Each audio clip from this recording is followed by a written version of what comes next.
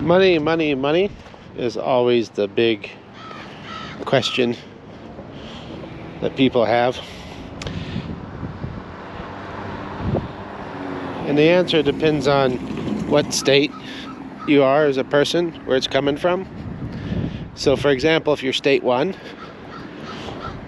then you're essentially the automatic response system, and money to you is all about one thing, which is certainty of survival, and is a greater mission certainty also to keep in mind certainty of the survival of the human species.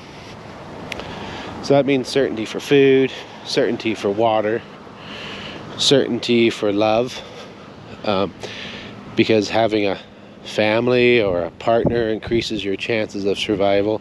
Certainty of respect, getting into the larger, more powerful troop of monkeys is going to increase that monkey's chance of survival. And everyone's reaching, state 1 for the same thing, for richness, because whoever has far more certainty than other people, whoever has far more respect, whoever's in the more powerful monkey troop, whoever has more certainty of food and water is far more likely to survive.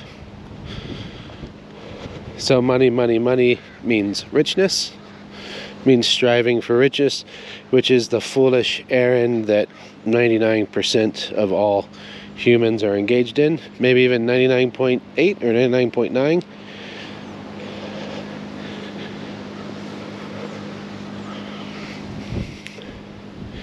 And that, of course, is living within the bubble of the automatic response system of the artificial life, stuck in a never-ending loop of never having enough, and this kind of continuous cycle of collecting pleasure.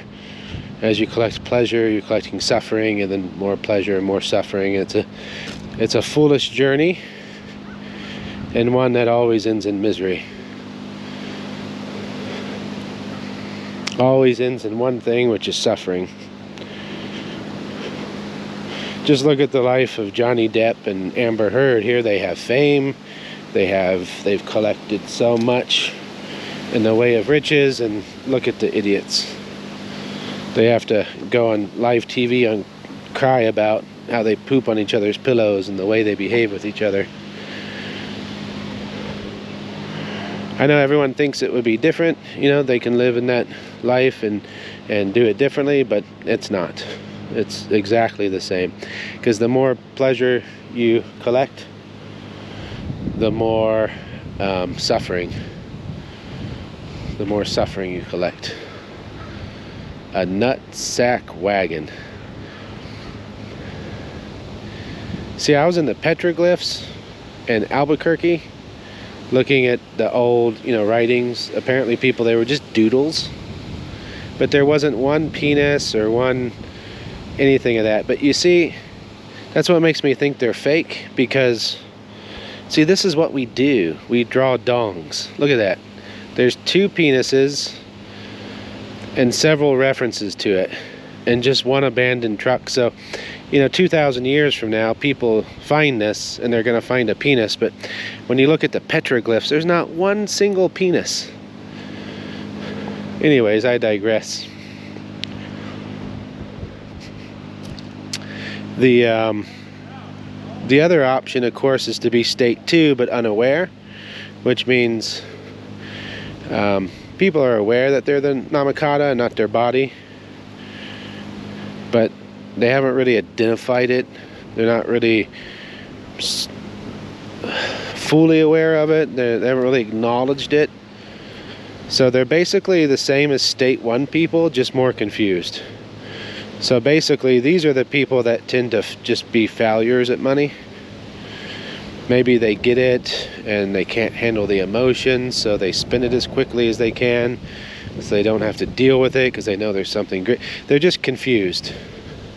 So at least state 1 people tend to have more of a plan. Maybe they're a little better at budgeting their money. They have better outlook. State 2 people are basically, state 2 unaware people are basically the same as state 1 with money. they're just a lot worse at it. So they tend to be probably your broke friends who always need to borrow money, or homeless, or just unsuccessful.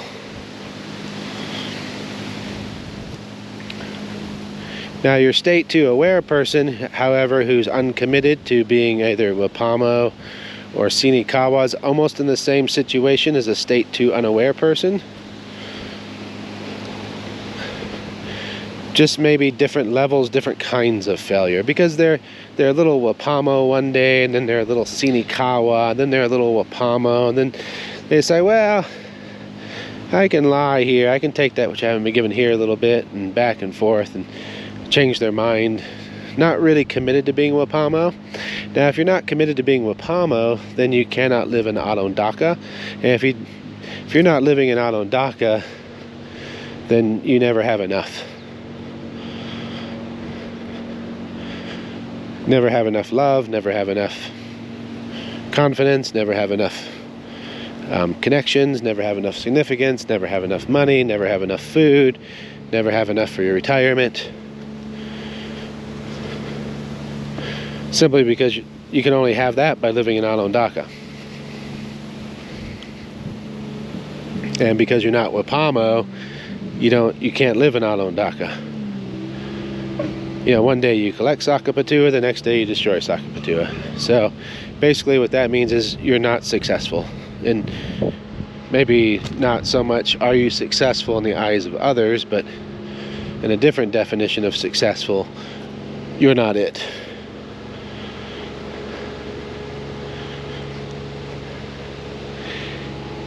And then if you are state 2 and you are Wapamo, and a committed Wapamo, then money is a very different thing to you, because you live in Onondaga. So if you have the fear, oh man, I'm gonna lose my job, I have this high class job, people respect me when I tell them my title, I don't know what I'm gonna do now. What if I had to go work at McDonald's? Here comes the fear, the humiliation. You lose respect, you lose love, you lose significance, you lose certainty of money. Well, that right there is a wonderful signal. What that means is you're not Wapamo, you're Sinikawa, you're not living in Onondaga.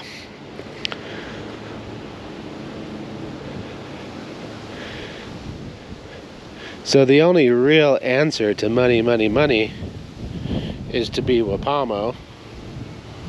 And how can you be Wapamo?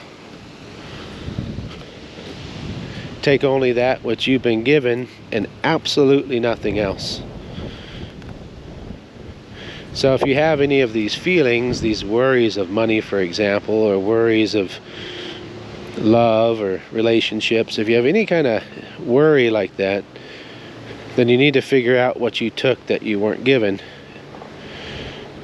and then figure out what else you took that you weren't given, and then figure out what else you took that you weren't given. Just start fixing those,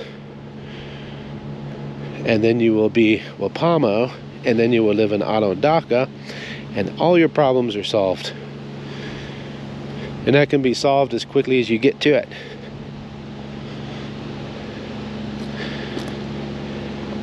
Now, a lot of people haven't conquered Amra, and that's a big reason that they can't be Wapamo, because Amra is keeping them in that state 2. They're in a state 2 state. They realize they're the Namakata, and they're not their body.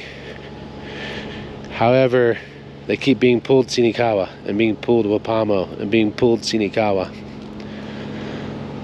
And Amra is usually the biggest obstacle for people. So in that case, you have to defeat Amra.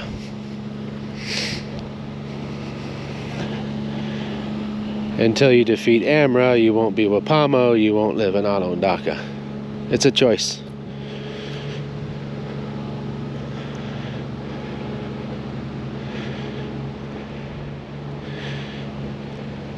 I know there's a lot of lies about manifesting and Imagine that you have $1 million and you will have $1 million, but that's a bunch of bullshit.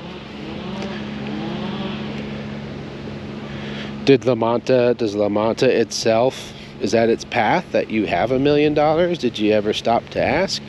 Because people that are trying to manifest are state one people trying to get the state one certainty, or they're state two unaware people behaving like state one people, letting the ARS try to get certainty. Because why the hell do you want $1 million?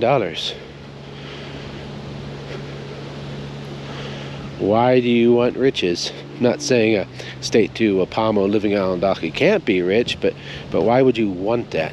As Wapamo, we want what La Manta itself has laid out for us. We want Sakapatua. One unit, let's call it a unit, 1 unit of Sakapatua is worth more than all the riches on earth. Whatever hell or pain or torture that you had to go through on earth to get 1 unit of Sakapatua, very worth it. Very good deal, very cheap price. Very low price to pay. So to sum it up, if you are worried about your financial future, if you're worried about in any way a certainty of life, let that be a sign to yourself that you are Shinikawa.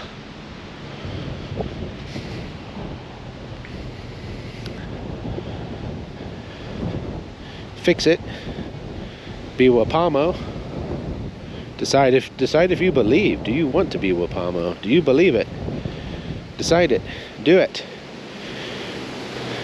Do it by taking only that which you've been given and absolutely nothing else. Live in Alondaka, and all those perceived problems will no longer exist.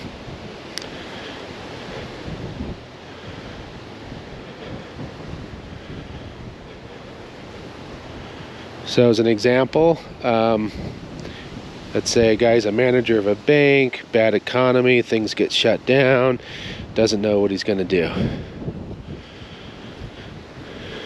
Learns about the Chaquin, decides to be Wapamo.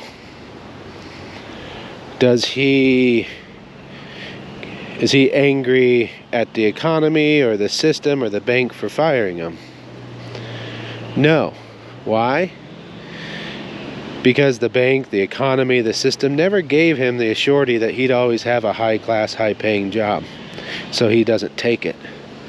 So now he no longer feels that anger towards the system or the bank or the economy.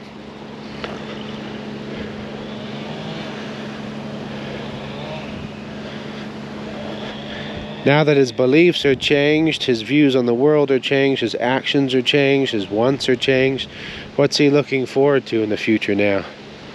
Before he worried about what kind of car he drove, or she. Maybe the house, the clothes, maybe 401ks, maybe retirement accounts, maybe clothes for the kids, whether they had Nikes or Walmart clothes. Now all these cares and things disappear. Now what's next? Well, this person now, as a committed Wapamo, wakes up, takes only that which they've been given during the day. Watch, look, listen. La Manta itself has laid out a path for you, and you'll find that path by taking only that which you've been given and absolutely nothing else. Watch, look, and listen.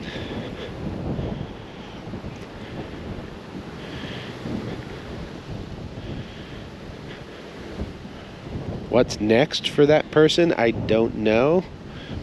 But because the belief has changed, the actions, the body language that person's going to exhibit are going to be far different than they would have been. And the outcome's going to be far different. And walking the path will lead to Alondaka. Living in Alondaka, that's where you're headed. That's where your focus needs to be. Not money, money, money. But Alondaka, Alondaka, Alondaka is where your focus needs to be. Thank you for listening.